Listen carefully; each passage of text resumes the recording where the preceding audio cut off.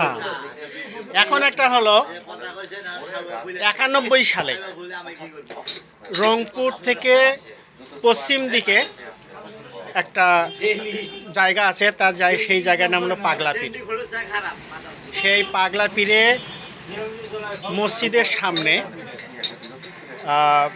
মঞ্চ তৈরি করা হয়েছিল।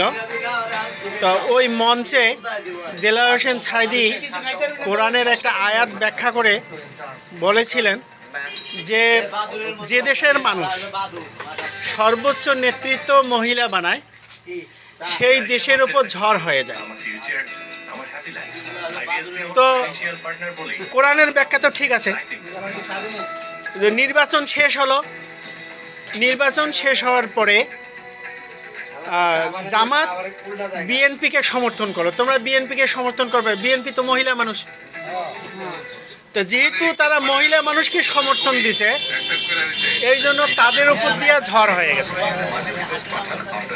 তা এখানে তো হ্যাঁ, তা ইসলাম তো মহিলা মানুষকে সমর্থন করতে না করছে, তো তোমরা কেন সমর্থন করতে গেলে? কারণ ওই 91-তে যা হয়েছে সেটা হলো যে বিএনপি একক সংখ্যাগরিষ্ঠতা অর্জন করছে, তো তোমরা তাদেরকে ভোট দিতে গেলে কেন? পরবর্তীতে আবার ওই জামাতেই আবার আওয়ামী লীগের সমর্থন কইরা খালেদা জিয়ার সরকারের পতন ঘটাইল।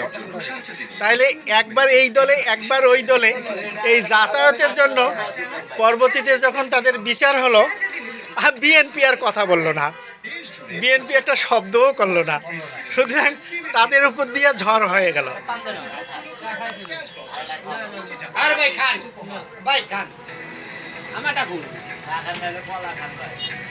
তো আমাদের দেশে বর্তমানে যে সংস্কার চলতেছে, এই সংস্কার করলে আমাদের দেশের উন্নতি হবে না, কারণ ওই আগের মতোই হবে। হ্যাঁ, হ্যাঁ,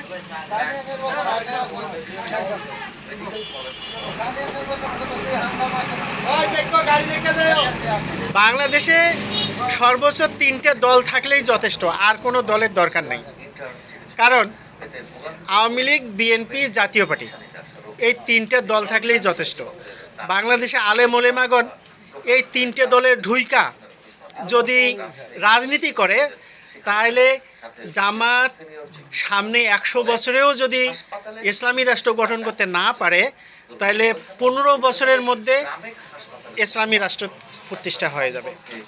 কারণ তারা যে ভালো মানুষ, তারা 3টে দলে ঢুইকা পরিবর্তন করুক, কিন্তু এত হ্যাঁ, দলগুলোকে পরিবর্তন করুক। তাহলে এত তো দলের দরকার নেই। এত দল হইলে বাংলাদেশের মানুষ বাঁচবে কেমন করে? সবাই তো নেতা হয়ে যাবে, তাহলে কৃষি কাজ করবে কে?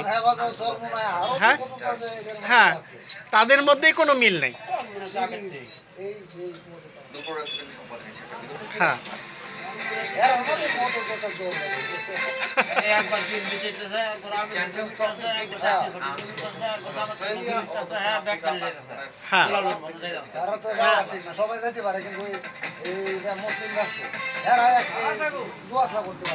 মানে সবাই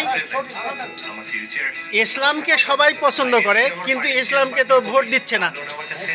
হ্যাঁ, তাহলে যে সমস্ত লিডার আছে তাদেরকে দোরগোড়ায় যেতে হবে, জনগণের কাছে যেতে হবে, সাধারণ মানুষের কাছে যেতে হবে, আপনার মতো লোকের কাছে যেতে হবে।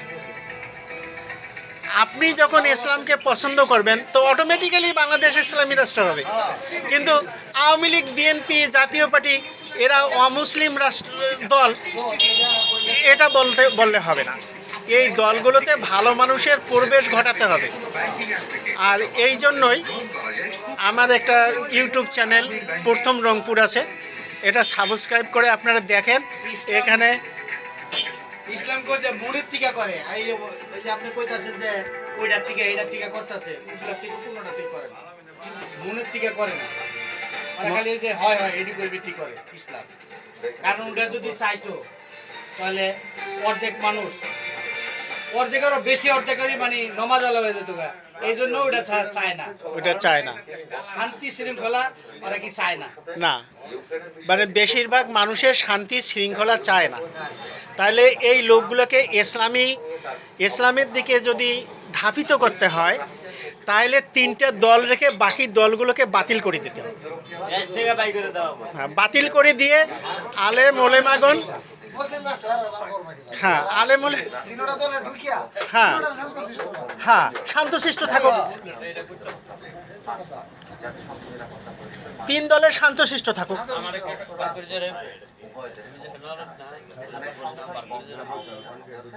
কারণ বড় বড় রাষ্ট্রগুলোতে তো এত দল নাই। যেমন আমেরিকাতে 2টা দল, এক দল, ওই দলগুলো করে কি, যে আমেরিকার যে উন্নয়ন, পূর্ববর্তী সরকার যে উন্নয়ন করে গেছে, যদি কোনো অংশ বাকি থাকে পরবর্তী সরকার এসে তা পরিপূর্ণ করে।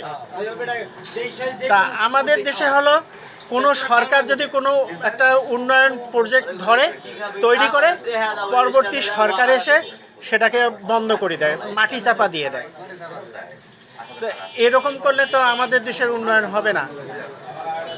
আর একটা দেখেন, যে যারা ব্যবসা করে, আওয়ামী লীগের কোনো লোক ব্যবসা করে, বড় একটা শিক্ষা প্রতিষ্ঠান তৈরি করেছে, ব্যবসায়িক প্রতিষ্ঠান, সে যখন হেরে যায় ওই ব্যবসা প্রতিষ্ঠান পুরি ছাই।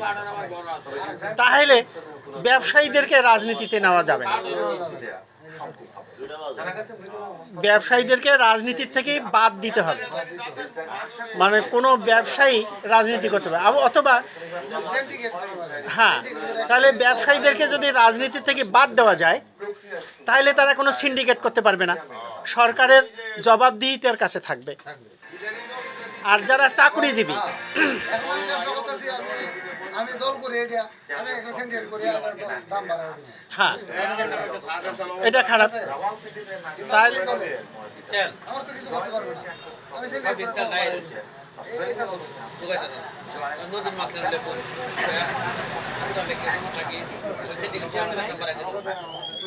হ্যাঁ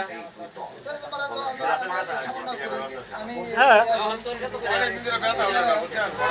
নদীর মাঝখানে জাহাজ আটকায় রাখি আর সিন্ডিকেট করে তেল নাই বাজারে।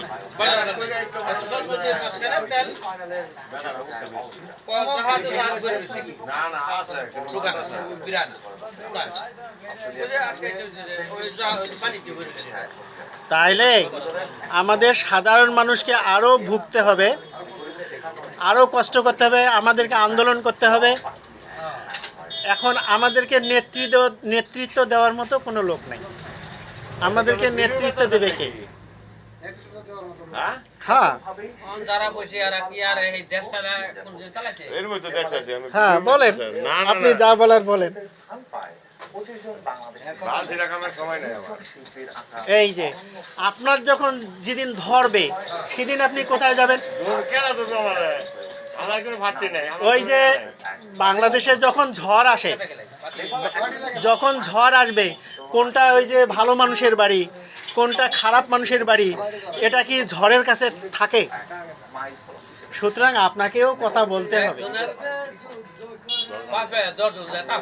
এই যে মনে করেন যে 15ই আগস্ট না 5ই আগস্ট যে গণ অভ্যুত্থান হলো, এই গণ অভ্যুত্থানে আপনি যদি রাস্তায় কথা বলতেন, আপনি বাঁচতেন? হ্যাঁ, আপনি মরতেন না।